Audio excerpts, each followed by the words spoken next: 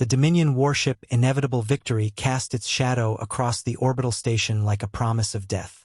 Commander Thrax stood on the bridge, his 4 arms crossed in satisfaction as he watched the lone human female on the viewscreen. She stood in the station's command center, surrounded by the bodies of her crew, blood seeping through her torn uniform. "Human!" Thrax's voice boomed through the communication channel. "You are defeated. Your fleet is scattered. Your homeworld burns. Surrender now, and I may grant you the mercy of a quick death." The woman lifted her head, revealing sharp green eyes that held no trace of fear. Captain Maria Rodriguez wiped blood from her split lip and straightened her shoulders. "No!"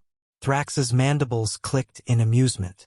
The Dominion had conquered 1,000 worlds, crushed civilizations that spanned galaxies. This small, fragile creature standing amid the ruins of her station should have been begging for mercy. Yet she stood there, defiant. "You misunderstand your position," Thrax said.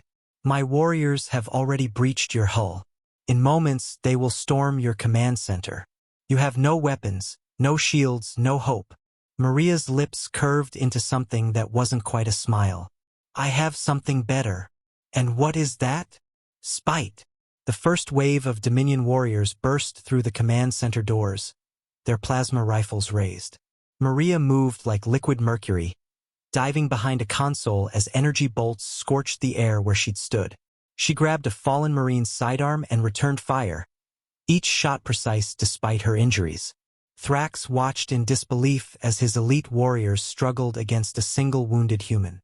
She used the station's layout like a weapon, leading them into kill zones, using emergency bulkheads to separate and isolate them. When her ammunition ran out, she improvised. A broken pipe became a spear, sparking wires became electrified traps. "She's just one human." Thrax roared at his warriors. "Kill her." But Maria Rodriguez had been forged in the fires of humanity's darkest hour. She'd watched the colonies fall, seen Earth itself crack under orbital bombardment.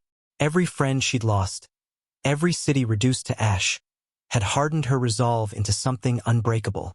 When the Dominion warrior grabbed her by the throat, lifting her off the ground, she didn't struggle.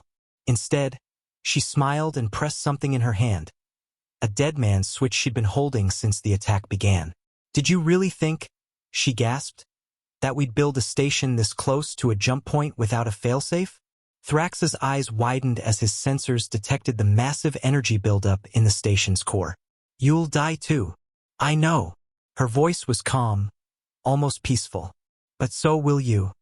And the 10,000 warriors on your ship. And more importantly, the spatial rift your death will create here will make this jump point unusable for centuries." The warrior dropped her, backing away. Maria landed on her feet, still holding the switch.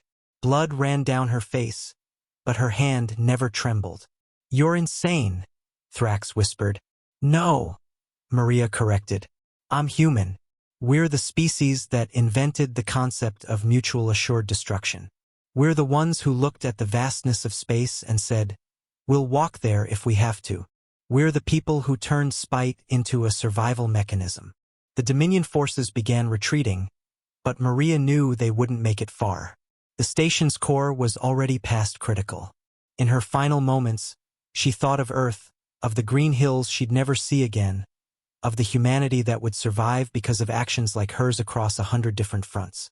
"Sir, she's not bluffing," Thrax's tactical officer reported. "The explosion will." The view screen went white. Across the galaxy, in hidden bunkers and refugee ships, humans received the same message. Station Defiance held. Jump Point Delta, 7 denied to enemy forces. Captain Rodriguez did not surrender. And in the halls of the Dominion War Council, a new phrase began to spread, whispered in fear. The humans don't flinch. They had expected surrender. They had expected fear. They had expected a species that would break under sufficient pressure. They hadn't expected spite to be a weapon of war.